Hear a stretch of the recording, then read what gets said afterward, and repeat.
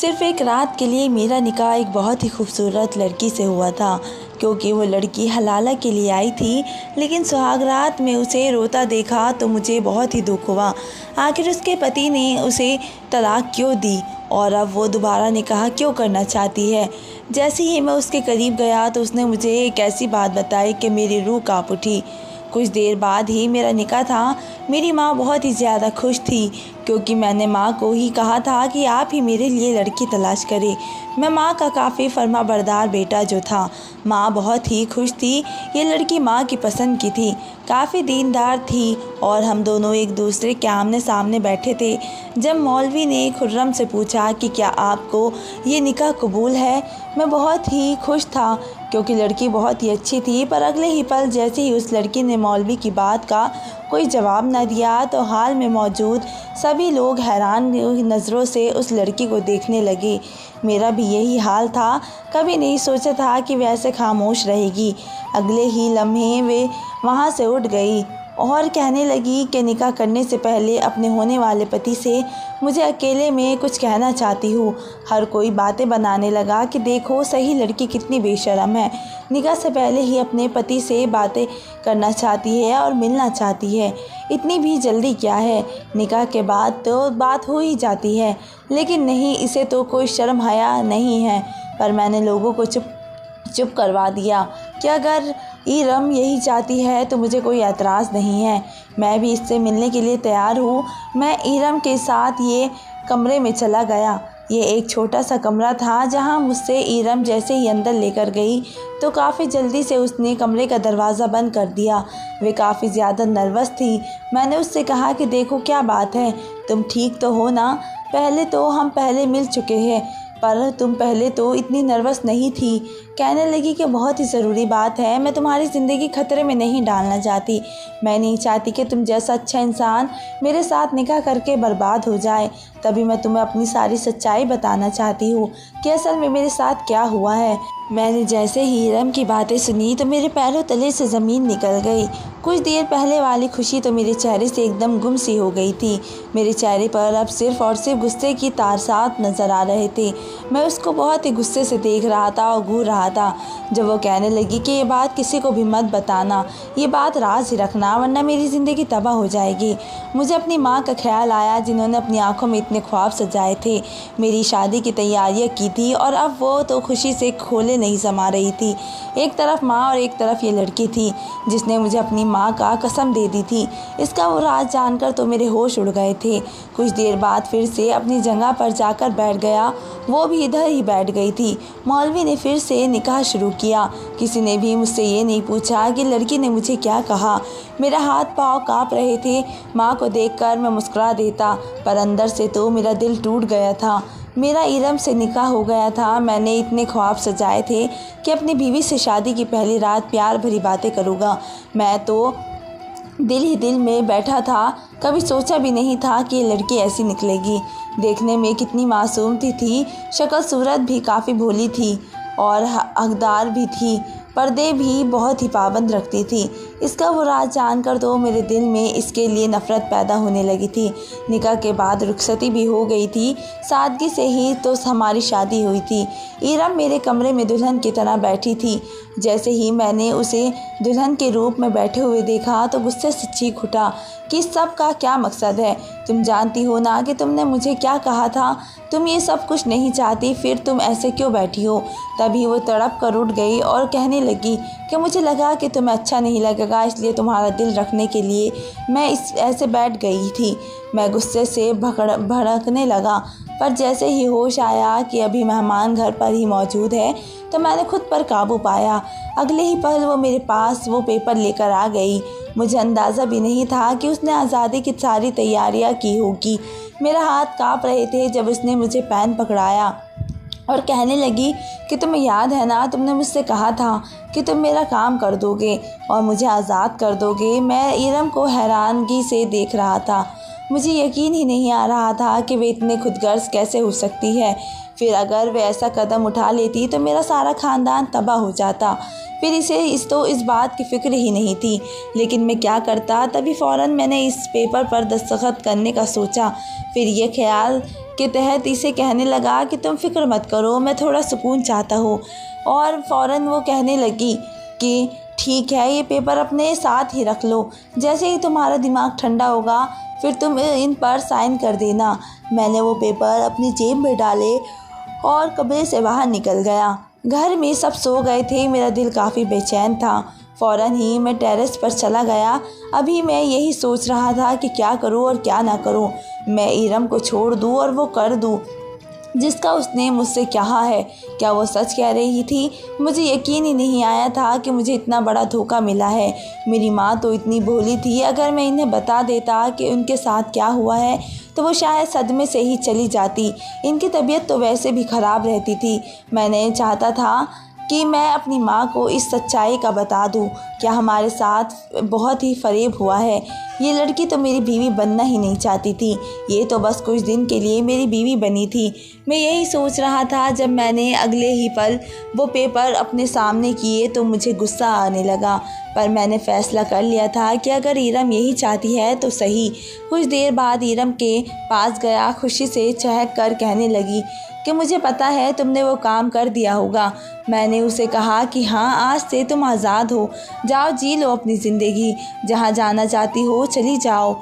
लेकिन वो कहने लगी कि तुम अपनी माँ से क्या कहोगे और बाकी सब घर वालों से क्या जवाब दोगे। मैंने उसे अजीब लहजे में कहा कि ये काम मेरा है, मेरे ख़ानदान है, मैं इन्हें संभाल लूँगा, तुम्हें फ़िक्र करने की ज़रूरत नहीं है। अगर तुम्हें इतनी ही परवाह होती तो तुम ऐसा कदम बिल्कुल भी ना उठाती, बल्कि हमें पहले ही सारी सच्चाई बताती। इरम का चेहरा मुरझा गया था, फिर भी उसने अपना सारा सामान पैक किया और वहाँ से चली गई, जबकि यहाँ तो मैं टूट कर रह गया था। अब यही सोच रहा था कि घर वालों को क्या बताऊँ। और अब माँ कल खुशी खुशी मेरे कमरे में नाश्ता लेकर आएगी और फिर इरम को तलाश करेगी कि मेरे बेटे की नई ज़िंदगी का पहला दिन है। पर इन्हें क्या खबर कि इनके बेटे की ज़िंदगी तो बर्बाद हो गई है, और ये बर्बादी की पहली मंजिल थी जो मैंने बहुत ही कबूल की थी। मेरी आँख लगी तो मुझे पता ही न चला। अगले रोज़ माँ ने दरवाज़े पर दस्तक दी तो मैं फ़ौरन ही उठा। माँ अपनी बहू को तलाश करने लगी और बोली कि हाँ, वो वॉशरूम में होगी, कुछ देर बाद जैसे ही आ जाएगी तो कहना कि वे भी नाश्ता कर ले। मैंने माँ को कहा कि वे वॉशरूम से कभी नहीं निकलेगी। माँ कहने लगी कि पागल तो नहीं हो गए हो तुम, ये कैसी बातें कर रहे हो। जब मैंने कहा कि माँ किसी को भी मत बताना, वे कल रात इरम की तबीयत बहुत ही ज़्यादा ख़राब हो गई थी, तभी वे अपने मायके जाने की बातें करने लगी। जब माँ कहने लगी आज तो वलीमा है, लोगों को बहुत ही जवाब देने पड़ेंगे। मैंने माँ को कहा कि माँ कल कुछ ऐसा हुआ कि इरम की हालत बहुत ही ख़राब हो गई। इसमें वो बहुत ही शर्माने लगी। माँ मेरी बात का मतलब जान गई थी, तभी कहने लगी कि चलो ठीक है, उसकी बहनें वगैरह है, वो उसे संभाल लेगी, लेकिन अब हम अपने ख़ानदान वालों को क्या जवाब देंगे। मैंने उन्हें तसल्ली देकर इन सब को बता दूँगा कि वह वलीमा आगे हो गया है, क्योंकि लोकेशन में कोई ख़राबी आ गई थी। माँ कहने लगी कि तुम फ़िक्र मत करो, मैं कुछ बंदोबस्त करती हूँ। यूँ वक्ती तौर पर तो मैंने बात संभाल ली, पर अब मुझे काफ़ी डर लग रहा था। मेरा नाम कामरान है, मैं अपनी माँ का इकलौता बेटा था। बाबा मेरे बचपन में ही हमें छोड़कर चले गए थे। माँ ने मेरी परवरिश की थी। जब माँ मेरे रिश्ते की बातें करती थी तो मैं यही कहता था कि माँ मेरा रिश्ता तो आप खुद ही तलाश करना। यूँ माँ ने मेरा रिश्ता तलाश किया और जैसे ही मैंने उसकी तस्वीर देखी तो मैं उसका दीवाना हो गया। वे बहुत ही हसीन थी, उसका नाम इरम था और वो बहुत ही खूबसूरत थी, नमाज की भी पाबंद थी। मुझे और क्या चाहिए था। मुझे तो यही चाहिए था कि मेरी नस्ल एक अच्छी औरत की परवान चढ़े। इरम ने अब यही ज़िद कर रखी थी कि मेरी शादी जल्द से जल्द हो जाए। मुझे माँ हमेशा यही कहती थी कि वे इतनी अच्छी लड़की है कि उसने तो कभी किसी लड़के को सर उठाकर भी नहीं देखा होगा, लेकिन फिर भी अपनी तसल्ली के लिए मैं इरम पर वक्ती तौर पर नज़र रखता था। माँ से पूछता रहता कि वो कहाँ गई है, क्योंकि माँ की तो इससे मुलाकात होती रहती थी। माँ मुझे यही बताती थी कि वो तो शादी की तैयारियाँ कर रही है और बहुत ही ज़्यादा खुश है। पर मैंने एक बात नोट की थी कि जब मैं भी उससे मिलता था तो उसका चेहरा मुरझाया हुआ होता था। ऐसा लगता था जैसे कोई बात है जो मुझसे छुपा रही है। तभी मैंने माँ से कहा कि माँ, मैं बहुत ही कुछ देर अकेले में इरम से बात करना चाहता हूँ, क्या मुझे इस बात करने की इजाज़त मिल जाएगी? माँ कहने लगी कि वे लोग बहुत ही दीनदार हैं, क्या पता इस बात को गलत समझे। फिर मैंने माँ से कहा कि माँ, आप बेशक मेरे साथ आ जाना, मुझे कोई मसला नहीं है। मैंने कोई उससे ऐसी कोई बात नहीं करनी कि वह सबसे छुपी है। और माँ कहने लगी कि ठीक है। यूँ माँ के साथ मैं इरम से मिलने चला गया। पहली दफ़ा मैंने उससे सवाल जवाब किए थे। मैंने उससे कहा था कि तुम इस शादी के लिए खुश हो, तो खिलेम इरम कहने लगी कि हाँ, मैं बहुत ही ज़्यादा खुश हूँ, मुझे और भी कुछ नहीं चाहिए, मुझे तो बस ऐसा ही छोटा सा ख़ानदान चाहिए था, और मेरी होने वाली सास भी बहुत ही अच्छी है, फिर मुझे किस बात का शिकवा होगा। यूँ मेरे दिल को तसल्ली हो गई थी। माँ गुस्सा हुई कि तुमने इससे कैसे सवाल किए हैं, भला कोई लड़की से ऐसे भी सवाल करता है। माँ को बहुत ही गुस्सा आया था, पर अब मेरा दिल तो बहुत ही ज़्यादा मुतमईन हो गया था। लेकिन मैं कहाँ जाता था, निकाह के वाले दिन ही वो मुझे वो राज बताएगी जिसे सुनकर मेरे रोंगटे खड़े हो जाएंगे। मैंने कभी भी नहीं सोचा था कि जिस लड़के को मैं अपना दिल दे बैठूँगा वो तो पहले से ही किसी और की होगी। हाँ, यही बात सच थी। इस रोज़ इरम ने मुझे अपनी सच्चाई बताई थी। उसे सुनकर मेरे औसान खता हो गए थे। वे कहने लगी कि कामरान, मुझे माफ़ कर दो, मैं तुमसे निकाह तो करने वाली हूँ, लेकिन इससे पहले ही मैं अपनी ज़िंदगी की एक बहुत बड़ी सच्चाई तुम्हें बताने वाली हूँ। मैंने जैसे ही उसकी बातें सुनी तो चौंक गया था। उसके बकल इसका निकाह इसके बचपन में ही हो गया था। उसने मुझे अपनी सारी दास्तां सुनाई कि मेरे माँ बाबा इस निकाह को मानते नहीं थे, पर मैंने तो अपने दिल से किसी को दे दिया था। मेरा वो कज़िन था कि बाहर रहता था। मुझे किसी ने भी नहीं बताया था कि मेरा निकाह इससे हुआ है। माँ यही कहती थी कि तुम्हारी शादी हम तुम्हारी पढ़ाई के बाद करेंगे। जब अचानक ही मेरे कज़िन ने मुझे बताया कि मैं शादीशुदा हूँ तो मेरी हैरत की इंतहा ना रही।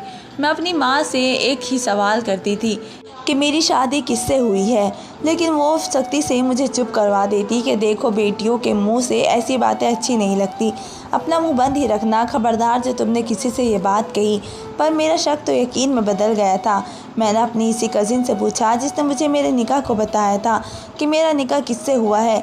जैसे ही मेरे कज़िन ने कहा कि तुम्हारा निकाह वसीम से हुआ है, जो कि तुम्हारी फूफो का बेटा है और वो बाहर रहता है, तो मेरे पैरों तले से ज़मीन निकल गई थी। अब मैं चोरी चुपके वसीम की तस्वीरें वगैरह देखती थी। मेरे दिल में उसके लिए जज्बात पैदा होने लगे। मैंने माँ बाबा से किसी को भी नहीं बताया था कि मैं वसीम को देखती रहती हूँ। ऐसे जैसे ही मेरे हाथ में मोबाइल आया तो मैंने वसीम से बात करनी शुरू कर दी थी। वसीम को जैसे ही मेरा पता चला वो भी मुझसे मुलाकात बढ़ाने लगा था। मैं नहीं जानती थी कि मैं क्या करने वाली हूँ, पर इस वक्त मैं 19 साल की थी, मैं जवान लड़की थी और मुझे ये भी पता था कि वसीम मेरा पति है, तो मैं कैसे पीछे रह सकती थी। हम दोनों आगे बढ़ते रहे। मैं वसीम से कहने लगी कि जब तुम आओगे तो माँ बाबा से मेरी रुखसती की बात करना, मैं चाहती हूँ कि मैं तुम्हारे साथ सारी ज़िंदगी गुजारूँ।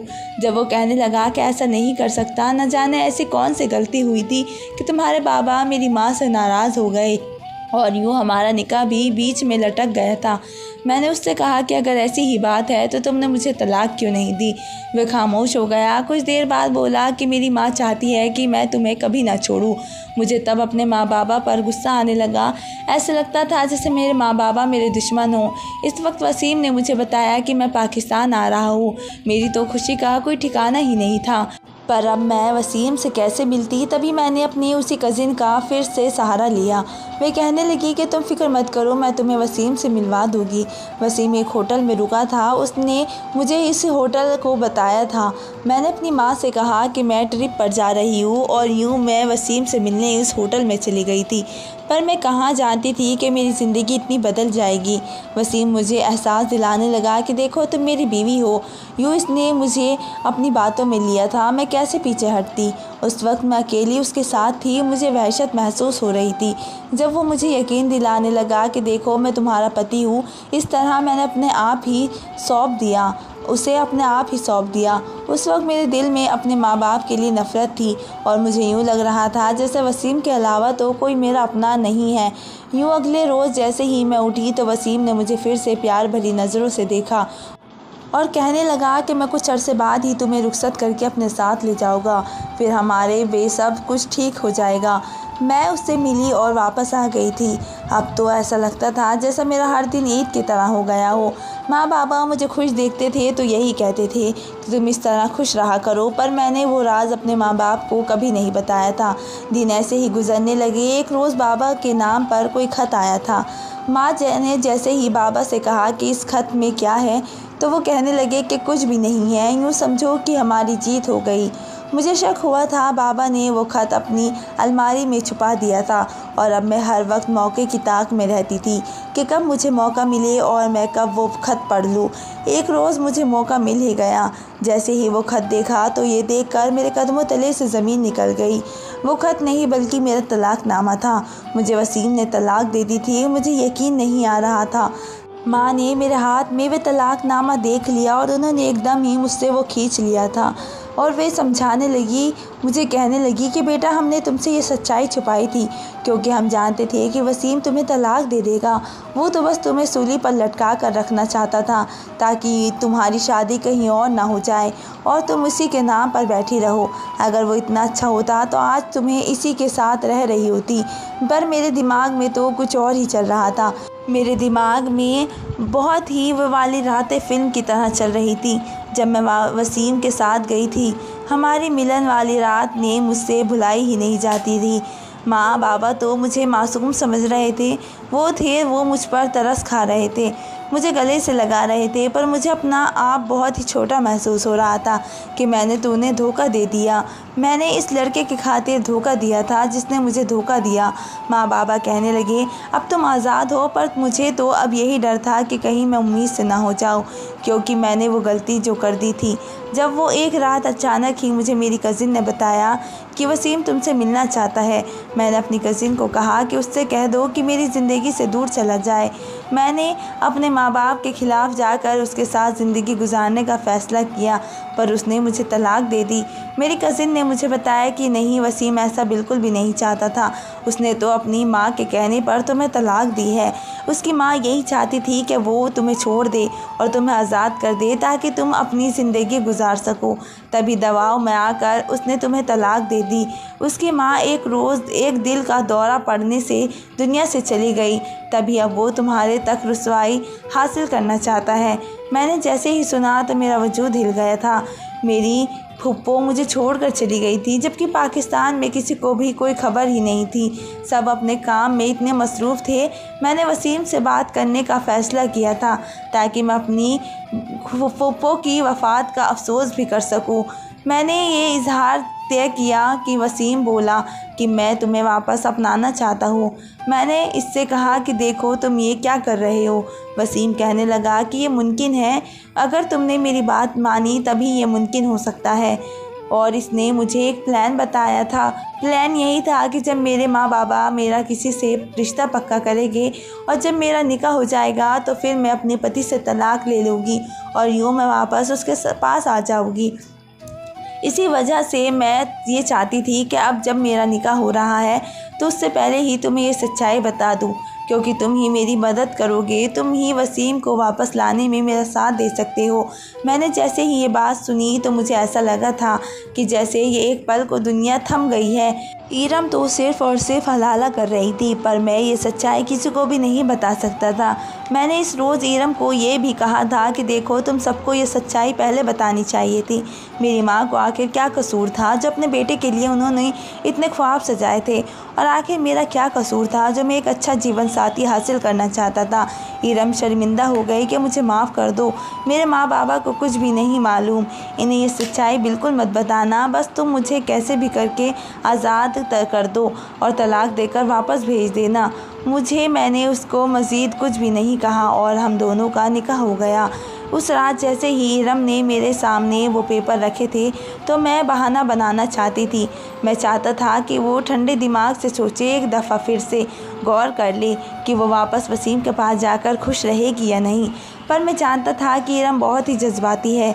तभी मैंने उससे कहा कि मेरे टेरेस पर जाकर गहरे सांस लेना चाहता हूँ और फिर तुम्हें मैं तलाक भी दे दूँगा।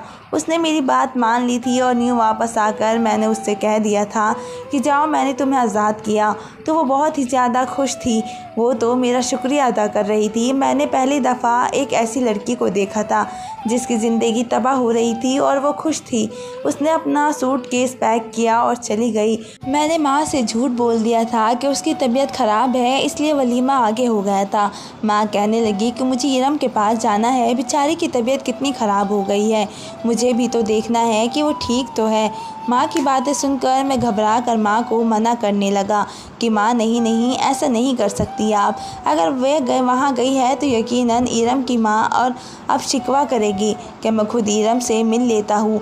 माँ ने कहा कि ठीक है।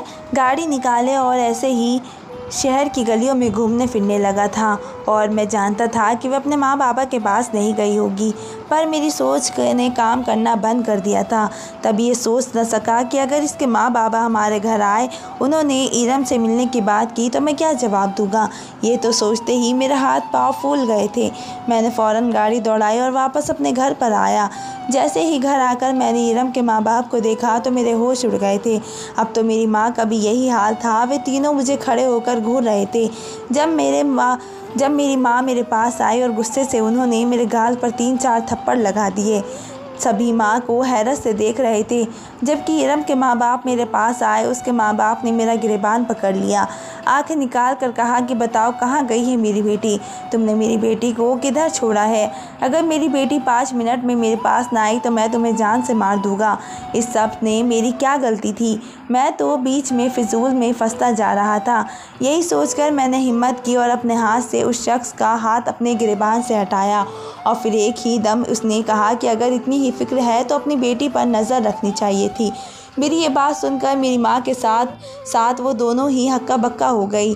वो कहने लगी कि ये क्या कह रहे हो, मेरी बेटी पर इल्ज़ाम लगा रहे हो जबकि तुमने खुद ही उसे कहीं भेजा होगा। मैंने उनसे कहा कि नहीं, मैंने कुछ नहीं किया। आपकी बेटी ने तो निकाह से पहले ही मुझसे सारी सच्चाई बता दी थी।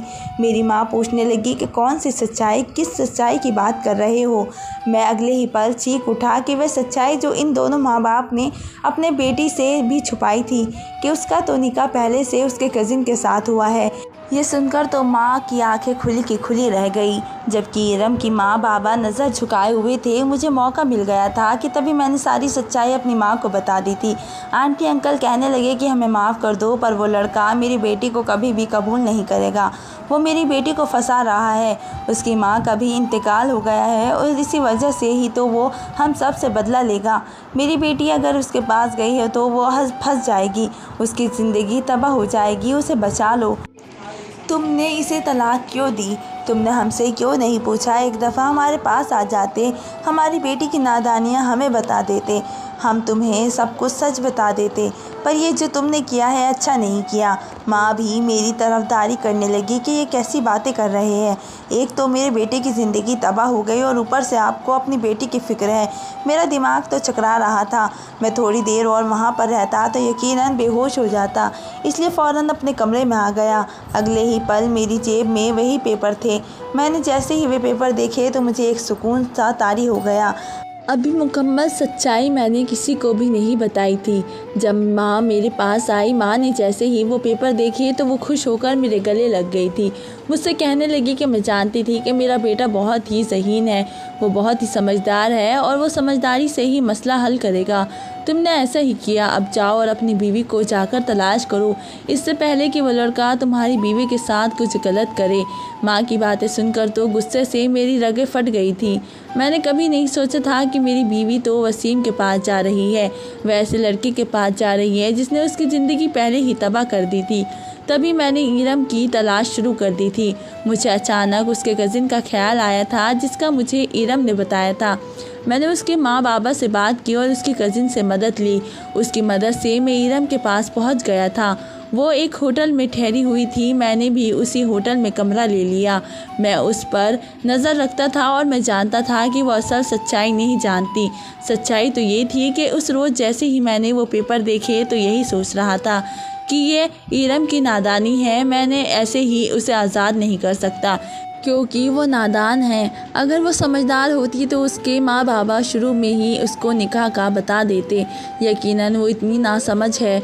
मैंने फ़ौरन ही वो पेपर ऐसे ही अपने पास महफूज रख लिए थे और इरम से झूठ बोला था कि हाँ, मैंने तुम्हें आज़ाद कर दिया है और तुम जाओ अपनी ज़िंदगी अपनी मर्ज़ी से जियो। और मैं यही सोच रहा था जब अचानक ही मेरे कमरे का दरवाज़ा बजने लगा। मैंने जैसे ही दरवाज़ा खोला तो वे मेरे सामने खड़ी थी और मुझे गुस्से से घूर रही थी। मेरे पास आई और मुझ पर चिल्ला पड़ी कि तुम इस होटल में क्या कर रहे हो, तुम मेरा पीछा क्यों कर रहे हो। पर मेरे पास तो कुछ कहने को ना था। नहीं, मैंने उससे कहा कि देखो, तुम जो कर रही हो वो सही नहीं है। वसीम से मिलना छोड़ दो। तुम्हारे माँ बाबा को तुम्हारी सच्चाई पता चल गई है। मैं कुछ भी नहीं संभाल सका। मैंने अपनी माँ को तो संभाल लिया था, लेकिन तुम तो अपना आधा काम छोड़कर ही भाग गई हो। वे कहने लगी कि मेरे माँ बाबा तो बहुत ही परेशान हो गए, अब मैं कहाँ जाऊँगी। अगर वसीम ने भी तो मुझे छोड़ दिया तो मैं किधर जाऊँगी। उसकी बात पर एक पल को तो मुझे अफसोस हुआ, लेकिन फिर कहने लगा कि यही तो तुम्हारी सज़ा है। मैं तो चाहता हूँ कि वसीम तुम्हें छोड़ ही दे, ताकि तुम्हें पता चले कि तुमने कितनी बड़ी गलती की है और तुमने कितना गलत कदम उठाया है। यूँ अब वो आंसू बहाने लगी, लेकिन फिर बोली कि नहीं, वो तो मुझसे बहुत ही प्यार करता है, वो मुझे कभी भी नहीं छोड़ेगा। उसकी बातें सुनकर तो मेरा दिल टूट रहा था कि मेरी अपनी ही बीवी मेरे सामने किसी गैर मर्द का नाम ले रही थी। मैंने खुद पर काफ़ी काबू पाया था, लेकिन मैंने अगले ही पल उसे अपने कमरे से बाहर निकाल दिया और कमरे का दरवाज़ा बंद कर दिया। मैं जानता था कि वे यकीनन इसी होटल में आ जाएगा, तभी इरम पर यहाँ पर रुकी है और इरम को नहीं पता था कि मैंने उसकी कज़िन से मदद ली है। वो मुझे इरम का हर अगला प्लान बता दिया करती थी। कुछ दिन बाद मुझे उसकी कज़िन ने बताया कि वह वसीम आ रहा है। जैसे ही मैंने ये सुना, मेरे पैरों तले ज़मीन निकल गई थी। मैं अब ज़हनी तौर पर तैयार हो गया था कि मैं इस इरम को वसीम के चंगल से तो आज़ाद करवा कर रहूँगा, पर मैं नहीं जानता था कि इसे अकेले में इरम से मिले। तभी मैं इसके कमरे में जाकर छुप गया था। वसीम जैसे ही आया तो मैं भी चौंक गया था। वह बहुत ही अच्छी शख्सियत का मालिक था, कोई भी लड़की उसकी दीवानी हो जाती। इरम बहुत ही खुश थी। वसीम से कहने लगी कि तुम उस लड़के ने मुझे तलाक दे दी है। मैं तो उसे भी नहीं चाहती थी, वो तो तुम्हारी टक्कर का भी नहीं है, पर खुशी की बात यह है कि उसने मुझे तलाक दे दी है। अब देखो, मैं बिल्कुल तुम्हारी हूँ। वसीम उसकी बात पर कहने लगा कि अच्छा तो क्या उसने तुम्हारे साथ सच में तलाक दे दी है। कहने लगी कि हाँ, यकीन के साथ मैं कह सकती हूँ कि अब मैं सिर्फ तुम्हारी हूँ और अब तुम मुझसे शादी कर लो। उसकी बात पर वसीम बहुत ही हंसने लगा और कहने लगा, वो पागलों की तरह हंस रहा था। इरम कहने लगी कि वसीम, क्या हो गया है। मैं जानती हूँ कि ये खुशी की बात है, पर तुम कुछ ज़्यादा ही खुश हो रहे हो। खुश हम दोनों मिलकर होगे और तब होगे जब तुम मुझसे निकाह कर लोगे। वसीम कहने लगा, तुम पागल हो, मैं तुमसे क्यों निकाह करूँगा, जबकि मेरी तो अपनी फैमिली सेट है। ये सुनकर तो मेरी रूह फना हो गई थी। मैं जानता था कि इरम की तो रूह जलनी ही होगी। और तभी वे कांपती आवाज़ से कहने लगी कि वसीम, क्या कर रहे हो। जब वसीम कहने लगा कि हाँ, मैंने सिर्फ़ और सिर्फ तुम्हारी ज़िंदगी तबाह करनी थी। तुम्हारे बाबा ने मेरी माँ की ज़िंदगी तबाह की थी। हमारे निकाह तो बचपन में ही हो गया था, पर उसके बाद तुम्हारे बाबा ने मेरी माँ को कहीं का नहीं छोड़ा था। मेरी माँ को वो ज़मीन ही नहीं दी जिस पर इनका हक था। मेरी माँ तभी आए रोज़ दिल का मरीज़ बनती रही। वो तो मुझसे कहती थी कि उसको तलाक दे दो ताकि वह अपनी ज़िंदगी गुजारे। फिर मैं बदले की आग में जानबूझकर तुम्हें तलाक नहीं दी थी ताकि तुम मेरे नाम पर ही बैठी रहो और बूढ़ी हो जाओ। लेकिन फिर मेरी माँ की तबीयत और ज़्यादा बिगड़ गई तो मैंने तुम्हें तलाक दे दी। पर फैसला मैंने कर लिया था कि अगर मेरी माँ को कुछ हो गया तो मैं तुम्हें छोड़ूंगा नहीं और तुम्हारी ज़िंदगी भी बर्बाद कर दूंगा। और देख लो, आज मैंने उसका बदला भी ले लिया। तुम्हारी ज़िंदगी बर्बाद हो गई है। अब यकीनन तुम्हारे माँ बाबा तुम्हें कबूल नहीं करेंगे और उस लड़के ने तो वैसे भी तुम्हें छोड़ दिया।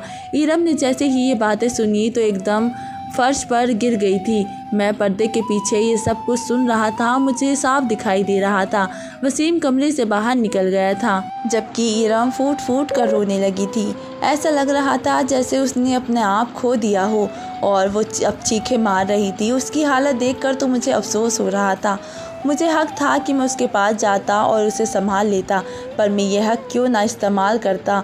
तभी अगले ही पल मैंने अपना हाथ उसके कंधे पर रखा। एकदम वो बहुत ही पीछे हो गई और मुझे खटी निगाहों से देख रही थी। वो फिर कहने लगी कि तुम यहाँ क्यों आए हो। वो चीख रही थी और यही कह रही थी कि मैंने अपनी ज़िंदगी खुद बर्बाद की है। उसने तो मेरा इस्तेमाल किया है, पर मैं जानती हूँ मैंने अपने साथ गलत किया है। अब तो मैं कहीं की भी नहीं रही, मुझे कौन अपनाएगा, मुझसे कौन शादी करेगा, मुझे तो माँ बाप भी कबूल नहीं करेंगे। वो चीखने लगी जब मैंने फ़ौरन इरम का दरवाज़ा बंद कर दिया और इरम के पास आकर बैठ गया था। और इरम अभी भी रो रही थी। अगले ही पल न जाने उसे क्या ख्याल आया जब वो मुझे अजीब नज़रों से देखने लगी। फिर कहने लगी कि तुम यहाँ क्या कर रहे हो, आखिर तुम मेरे पीछे क्यों आए हो। तुमने तो मुझे तलाक दे दी है, पर तुम मेरे पास क्यों आ गए, और वो ये तुमने दरवाज़ा क्यों बंद किया है। यही सोचकर वह खड़ी हो गई थी और मुझसे पीछे हटने लगी थी। वो बिल्कुल दीवार के साथ जा लगी और उसको इस हालत में देखकर मुझे गुस्सा आ रहा था। दिल कर रहा था कि मैं उसे सारी सच्चाई बता दूं। फिर मैं चाहता था कि इसे एहसास हो कि उसने कितनी बड़ी गलती कर दी है। वह मुझे देखकर डर रही थी, उसकी आंखों का डर भी भाप रहा था। मैं तभी उसके करीब बढ़ने लगा जब वो मुझसे दूर हटने लगी और कहने लगी कि देखो खबरदार जो तुमने मेरे साथ ज़बरदस्ती की, वरना मैं होटल के मैनेजर को कॉल कर दूंगी।